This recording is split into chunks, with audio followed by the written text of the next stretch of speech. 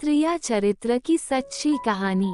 मित्रों, बहुत समय पहले की बात है। किसी राज्य में एक राजा दीक्षित राज्य करता था। वह राजा बहुत ही धर्मात्मा राजा था। उसकी राज्य की ख्याति बहुत दूर दूर तक फैली हुई थी। उस राजा का पुत्र था जिसकी उम्र कुछ ज्यादा नहीं थी, 15 या 16 वर्ष की। वह राजकुमार बड़ा ही सुंदर था। राजा उसकी शादी कर देता है। जब राजा दीक्षित ने उसकी शादी की तो राजकुमार मात्र 16 वर्ष का था। राजा दीक्षित अब बूढ़ा हो चुका था। एक दिन राजा ने सोचा कि अपनी राजकुमार को अब राजा बना देते हैं, क्योंकि उस राजकुमार ने कई शादियां की थी और पहले के राजाओं में यही नियम था कि राजा जितनी चाहे उतनी शादी कर सकता था। वह राजा दीक्षित अपने पुत्र को राजा बना देता है। उसकी शादी हो चुकी थी और एक नई राजकुमार की 5 शादी हो चुकी थी। वह राजकुमार जो कि राजा बना था, एक गुरुकुल अपनी पढ़ाई लिखाई भी कर रहा था। वह रोज गुरुकुल पढ़ने के लिए जाया करता था कि एक दिन की बात है, जब वह राजकुमार पढ़ने के लिए गुरुकुल जा रहा था तो रास्ते में उसे एक मालिन मिली। वह मालिन भी बहुत सुंदर थी। उस मालिन ने राजकुमार से पूछा कि हे राजन, आप रोज कहाँ जाते हैं? राजकुमार कहता है कि मैं रोज पढ़ने के लिए, विद्या ग्रहण करने के लिए अपने गुरु के गुरुकुल में जाता हूँ। तो वह मालिन कहती है, ये तो अच्छी बात है, लेकिन ये बताए आपने त्रिया चरित्र पढ़ा है? राजकुमार कहता है कि नहीं, मैंने ये कभी नहीं पढ़ा है। फिर मालिन कहती है कि आप गुरुकुल में जाकर त्रिया चरित्र अवश्य पढ़ें। राजकुमार कहता है कि यह त्रिया चरित्र क्या होता है?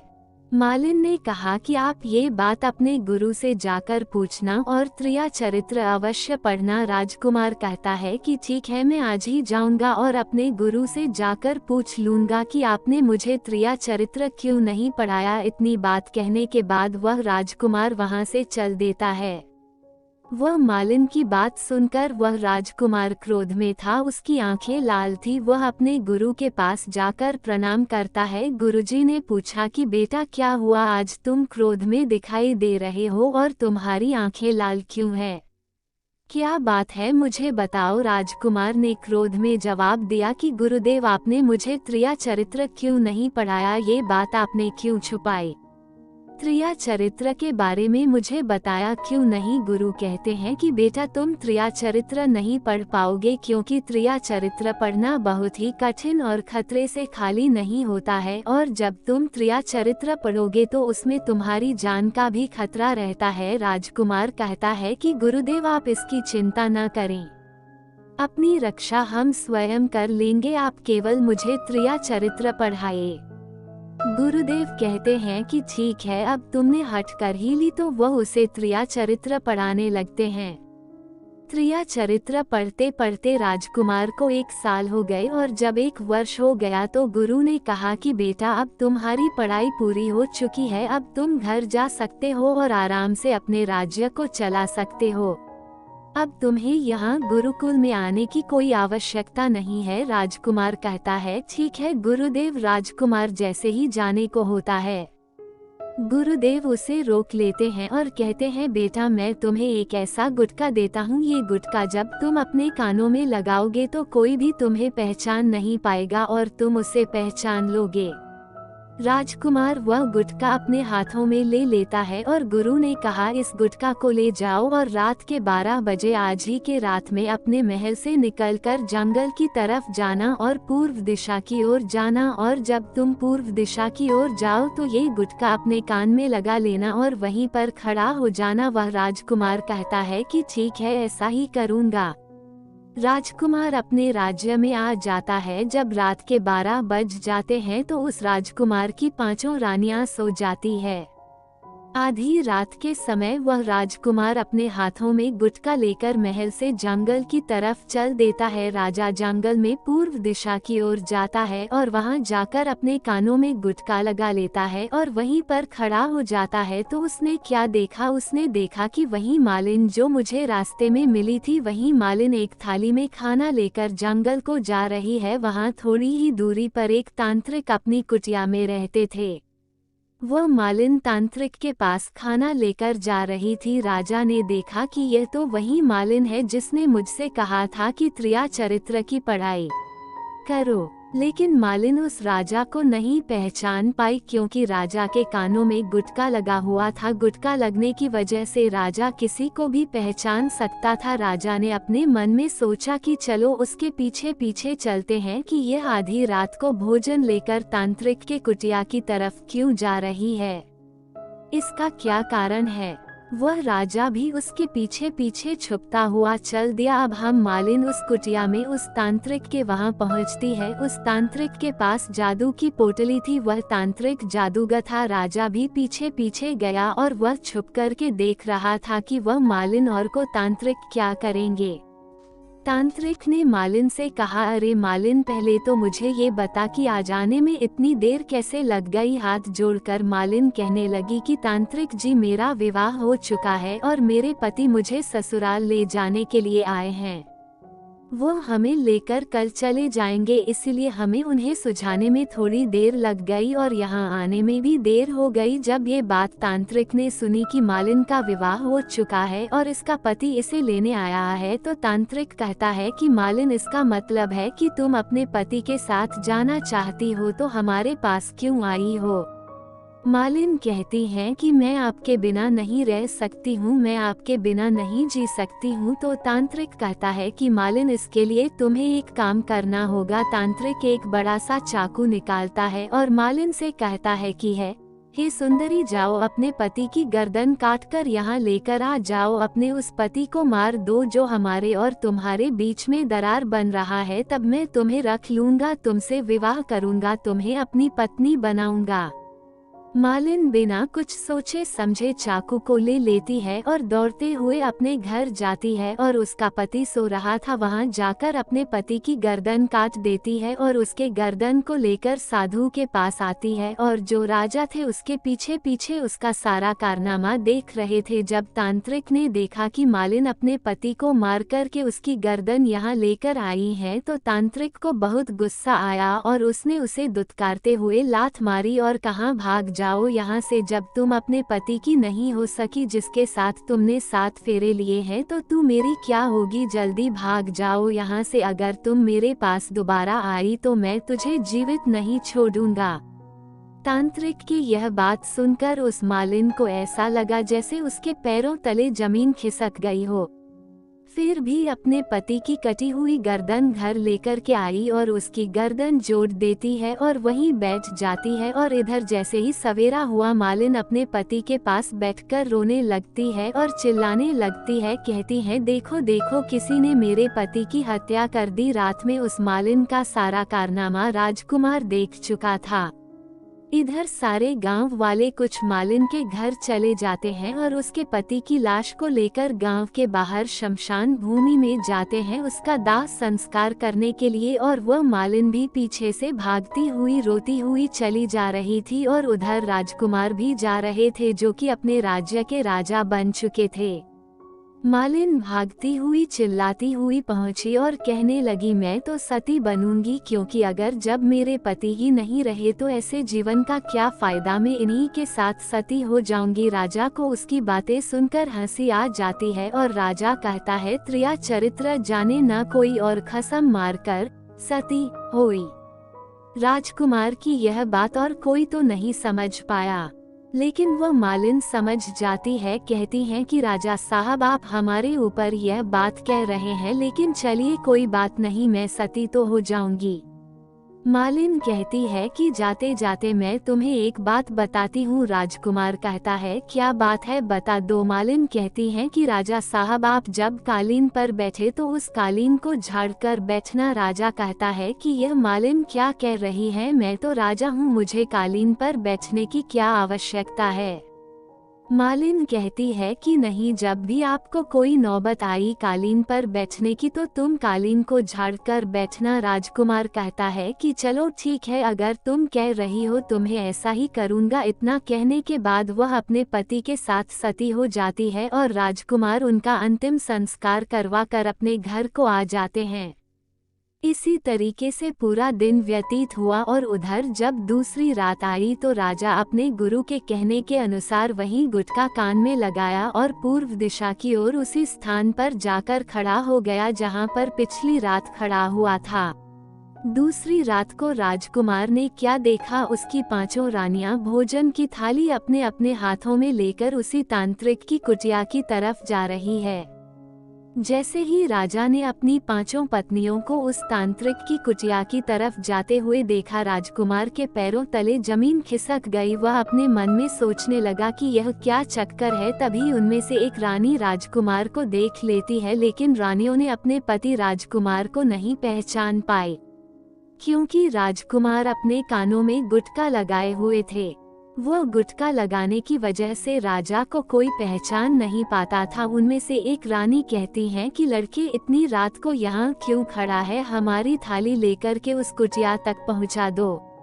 बिना कुछ सोचे समझे राजकुमार ने वह थाली अपने हाथों में ले ली और अपनी रानियों के साथ कुटिया तक जाने लगा। जब पांचों रानियां राजकुमार के साथ उस तांत्रिक की कुटिया में पहुंचती है, राजकुमार कुछ भी नहीं बोल रहा था, क्योंकि राजकुमार देखना चाहता था कि हमारे प्यार में ऐसी क्या कमी है जो हमारी पांचों रानियां इस तांत्रिक के पास आती है, और इस तांत्रिक के पास ऐसा क्या है जो हमारी पांचों रानी अभी यहाँ आ रही है। वो राजकुमार छुप करके सब जानना चाहता था। इधर जब वह पांचों रानियां राजकुमार को लेकर तांत्रिक के पास पहुंची तो तांत्रिक राजकुमार को देखकर कहता है कि कौन है, तो पांचों रानियां कहती है कि महात्मा जी, यह बालक हमें रास्ते में मिला, इसने हमारी सहायता की तो हम इसे अपने साथ लेकर आए। रानी कहती है कि एक काम करते हैं, इसे आज रात यहीं रहने देते हैं, कल सुबह होते ही यह चला जाएगा।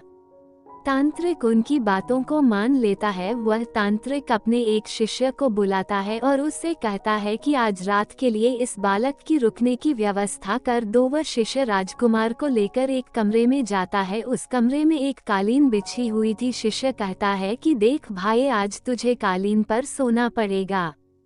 शिष्य राजकुमार को इतना कहकर वहां से चला जाता है। राजकुमार उस कमरे में अकेला पड़ जाता है। अपने मन में सोचता है कि आज तो नौबत आ ही गई कालीन पर सोने की। तो राजा कहता है चलिए कोई बात नहीं, आज की रात हम कालीन पर ही काट लेंगे।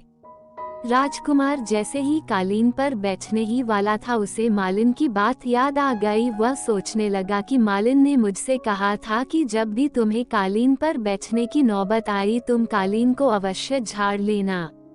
चलो आज पहले झाड़ ही लेते हैं, हो सकता है इसका कोई राज हो। जैसे ही राजा ने कालीन उठाई तो उसने क्या देखा, उसने देखा कि एक बहुत बड़ा भयानक कुआं खुदा हुआ है। जब उसको देखा तो राजा के होश उड़ गए।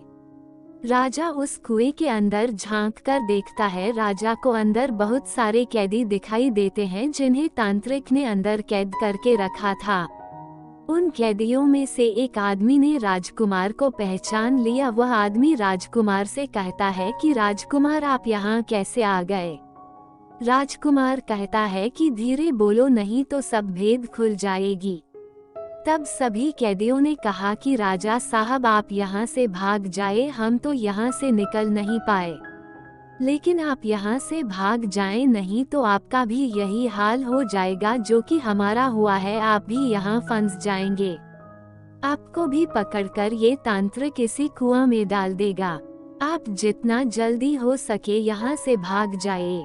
राजा जब उस कमरे के अंदर गया था तो अपने कान में से गुटखा निकाल लिया था, और जब राजा वहाँ से भागा तो अपने कान में गुटखा लगाना भूल ही गया। राजा को भागते हुए उन रानियों ने और तांत्रिक ने देख लिया था। रानियों ने जब राजा को भागते हुए देखा तो रानियां कहती है ये तो हमारे पति है। जादूगर से कहती हैं कि तांत्रिक जी अब तो हमारी सारी पोल पट्टी खुल जाएगी, ये तो हमारे पति है और वह भागे जा रहे हैं, उन्होंने हमें यहाँ देख लिया है, अब हमारा क्या होगा। वह तांत्रिक कहता है कि तुम लोग यहाँ क्या देख रही हो, जल्दी जाओ और अपने पति को पकड़ कर ले आओ। तो रानियां राजकुमार को पकड़ने के लिए दौड़ी दौड़ी जाती है, लेकिन वह राजकुमार जो राजा था वह दौड़ने में इतना तेज था कि वह अपने महल जा पहुंचा।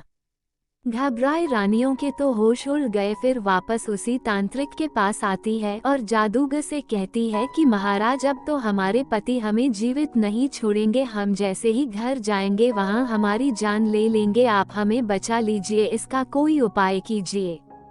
तब जाकर वह साधु रानियों को एक जादुई कील देता है और कहता है कि जब तुम लोग जाओ तो अपने पति को बहला फुसलाकर उसके माथे में ये कील घूसा देना। जादुई कील तुम्हारे पति को ढेर बना देगा और तुम पांचों साथ मिलकर उसे मार देना। बस कहानी खत्म हो जाएगी और तुम पांचों रानियों बच जाओगी। सब रानियां तैयार हो जाती है। वह पांचों रानियां तांत्रिक की बात मान लेती है और जादुई कील लेकर महल में आती है। वह पांचों रानियां आपस में विचार करती है कि राजा सबसे ज्यादा प्रेम सबसे छोटी वाली रानी को करते हैं, तो वह चार रानियां मिलकर जादू वाला कील छोटी रानी को दे देती है और कहती है, ये लो तुम्हारा काम है, तुम किसी भी तरह राजा के सोते समय ये कील गाड़ देना। छोटी वाली रानी कहती है ठीक है, और छोटी वाली रानी वह कील ले लेती है। जब राजा ने उन पांचों रानियों को आते हुए देखा तो क्रोध में कहा कि पहले तुम यहीं रुको, पहले मुझे ये बताओ कि हमारे राज्य में और हम में ऐसी क्या कमी है कि तुम लोग आधी रात को उस तांत्रिक के पास जाती हो, इसका क्या कारण है, पहले तो मुझे बताओ। तो पांचों रानियों हाथ जोड़कर कहती हैं कि महाराज हमें माफ कर दीजिए, हमें लगता है कि उस तांत्रिक ने हम पर कोई जादू टोना कर दिया था, इसलिए हमसे ऐसी गलती हो गई, आइंदा ऐसी गलती हमसे कभी नहीं होगी। छोटी रानी की ऐसी बातें सुनकर राजा उनकी बातों को मान लेता है, क्योंकि वह राजा छोटी रानी से बहुत अधिक प्रेम करता था। वह राजा भी सोचने लगता है कि शायद उस जादूगर ने ही इन पर कोई जादू टोना किया होगा। अपनी पांचों रानियों को माफ कर देता है और कहता है ठीक है, तुम लोग अपने अपने कमरे में चली जाओ। सबसे छोटी रानी, जिससे राजकुमार बहुत प्रेम करता था, वह राजकुमार को खाना खिलाती है और राजकुमार को सुला देती है। जब राजा सो गया तो चारों रानियां भी वहीं आ जाती है। सबसे छोटी रानी जो थी वह जादुई कील निकालती है और राजा के सर में ठोक देती है। छोटी रानी ने कील जैसे ही ठोकी कि राजा पूरा तेजी से उठा, लेकिन इतने समय में वह ढेर बन चुका था। अब उस राजा में इतनी शक्ति नहीं थी कि उन रानियों से मुकाबला कर सके। वह पांचों रानियां उस राजा को पकड़ने लगी। राजा फिर भी हिम्मत नहीं हारा, अपने महल की खिड़की से कूदकर राजा भागते भागते अपने गुरु के पास पहुंच गया और कहने लगा कि गुरुजी मुझे माफ कीजिए, मेरी जान बचाइए, नहीं तो मैं मारा जाऊंगा। गुरु कहते हैं कि बेटा, मैंने तुमसे कहा था कि तुम त्रिया चरित्र मत सीखो, इसमें जान भी जा सकती है, अब सीखो त्रिया चरित्र। देखा इसका नतीजा। राजकुमार कहता है गुरुदेव मुझे माफ कर दो और जल्द ही मेरी जान बचा लो, नहीं तो मैं मारा जाऊंगा। मेरी पत्नी ने मेरे सर में जादुई कील ठोकी है, जिसकी वजह से मैं ढेर बन चुका हूँ। गुरु ने जब ध्यान से देख तो कहा कि यह वही कील है जो तांत्रिक ने दिया है, मैं तुम्हें अब नहीं बचा सकता। राजकुमार गिड़गिड़ाते हुए कहता है कि नहीं गुरुदेव, ऐसा मत कहिए, मैं आपका शिष्य हूँ, आपका कर्तव्य है मेरी जान बचाना।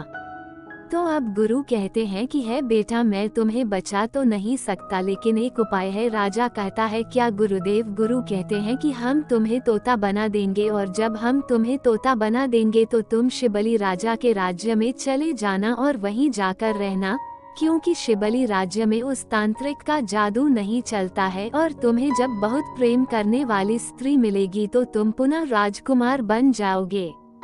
तब वह राजकुमार कहता है ठीक है गुरुदेव, आप हमें तोता बना दीजिए, और वह गुरुदेव उसे तोता बना देते हैं। इस तरह से वह तोता शिबली राजा के राज्य में पहुंच जाता है। तो मित्रों, आज की प्रस्तुति में बस इतना ही। अगर प्रस्तुति अच्छी लगी हो तो वीडियो को एक लाइक, एक शेयर और चैनल को सब्सक्राइब अवश्य करें। वीडियो पर अंत तक बने रहने के लिए बहुत बहुत धन्यवाद।